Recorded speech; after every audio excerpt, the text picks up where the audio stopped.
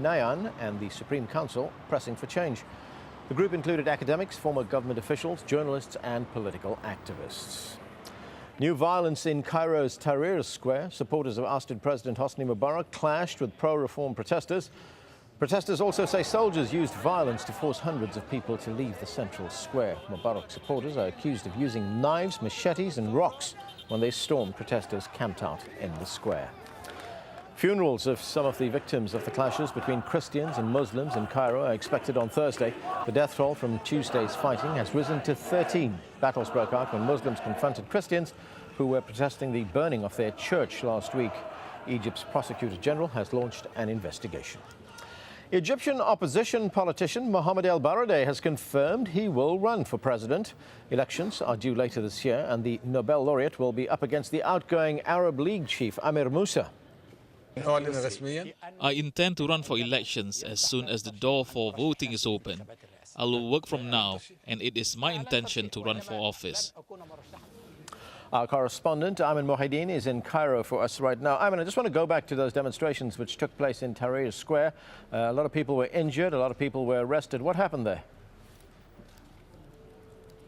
Well, as they have been really for the past several weeks, the protesters who have marked this revolution in Tahrir Square did so yet for another day on Wednesday. This time, though, it seemed that the military had grown slightly frustrated by their presence in Tahrir Square. They wanted to clear it out, and that's in fact what they did. They used a lot of force and almost really unexpectedly descended upon Tahrir Square from nearby areas, completely ripped up many of the tents that people had set up there, took down the posters, and they also, according to the eyewitnesses, did so with the help of plainclothes individuals that they described as thugs. Now, certainly that is a very disturbing development. The last time we saw the military try to do something like that, it issued an apology the next day.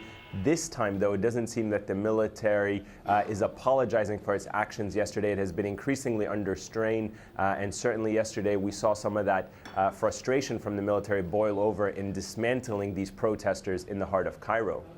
I mean, is there something of a security vacuum now in Egypt, following the events of the last few weeks? Because there was also violence between Muslims and Christians, which resulted in the deaths of 13 people, Coptic Christians there protesting the burning of their church. Yes, absolutely. You know, when you speak to ordinary Egyptians, they will tell you that Egypt's security definitely has declined in recent weeks, not necessarily in the number of crimes, but just the general atmosphere of tension that has gripped the country has made it somewhat problematic, particularly in the evening hours. What we have seen repeatedly night after night, protests by the dozens in various parts of the country, either sometimes blocking off major highways. Crime still very much exists. Cairo by no means was a safe city prior to the revolution, certainly not very safe now, and still the military has its curfew that starts at about midnight local time. So there's no doubt there still is a sense, an atmosphere of tension and anxiety among ordinary Egyptians in their day-to-day lives. Thanks, Ayman. Ayman Mohideen there reporting from Cairo. An earthquake has struck a remote area of southwest China. At least 7 people are so far known to have been killed close to the border with Myanmar. The epicenter of the 5.8 magnitude quake was southwest of Dali town in Yunnan province. Many houses and buildings are reported to have collapsed.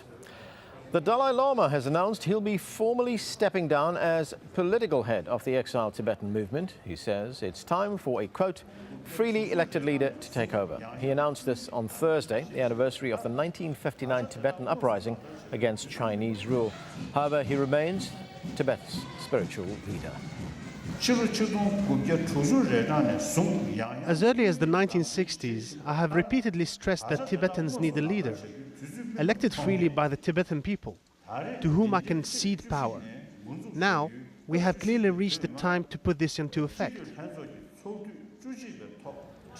Now, AlJazeera spoke earlier with a spokesman for the Dalai Lama. He says the announcement is part of the exile movement's democracy process. Since 2001, we actually have an elected political leader that has been elected by the people and who right now is carrying out most of the political day-to-day work. Now, His Holiness feels the time has come now to completely relinquish his political role, and therefore he feels that on March 14th, when he presents his message to the Tibetan parliament, he will formally request them to relinquish his role as the political leader of the Tibetan people.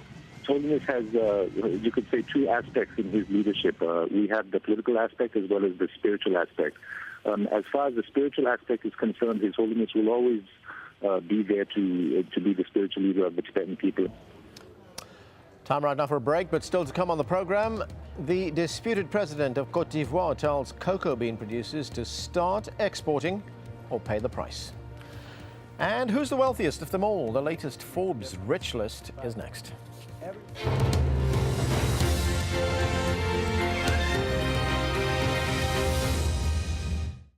Over the Sea of Japan, as cool conditions persist, you'll find something to whet your appetite. Welcome back to International Weather Forecast. Well, across Japan, I've said this almost every day, we are looking at more snow in the forecast. Take a look at the satellite image, and you can see these clouds pushing in off the Sea of Japan. That means rain for the lower elevations and snow for the higher elevations. Right here along that western coast, it is going to be quite rainy. We could see some accumulations in that area, possibly even some localized flooding. But up to the north, just towards the northwest of Tokyo, that is where the heaviest snow is going to fall. We're looking at Tokyo, about 11 degrees, and down towards the south, Osaka, about 10 degrees for them. The Korean Peninsula quite dry and fine. Temperatures in the single digits, but they should be seeing some sun. And down towards Shanghai, we are looking at about 13 degrees into their forecast. Now, across the southern part of China, we are seeing quite a bit of clouds and rain in the forecast, especially here. But Hong Kong, I think, is going to see some sun in their forecast over the next couple of days. The clouds have moved up to the north. Over towards Taiwan, though, the rain showers are going to be quite heavy. Temperatures are going to be dropping down to about 19. Manila, not looking too bad. Partly cloudy skies, no showers in your forecast, about 30 degrees for you. And then very quickly over towards India, the temperatures are going to be quite warm. We're looking at temperatures anywhere from the low 30s all the way up to the high 30s, with Nagpur at 38 degrees for you. Qatar Airways, world's 5-star airline. On the next Rizkan Show, is there rising Islamophobia in the US? We examine controversial hearings in Congress about the so-called radicalization of American Muslims. Rizkan at this time on Al Jazeera. Mental disorders affect millions of Chinese citizens. But with a chronic lack of support, is this a social time bomb threatening to leave victims and broken families in its wake? 101 East at this time on Al Jazeera.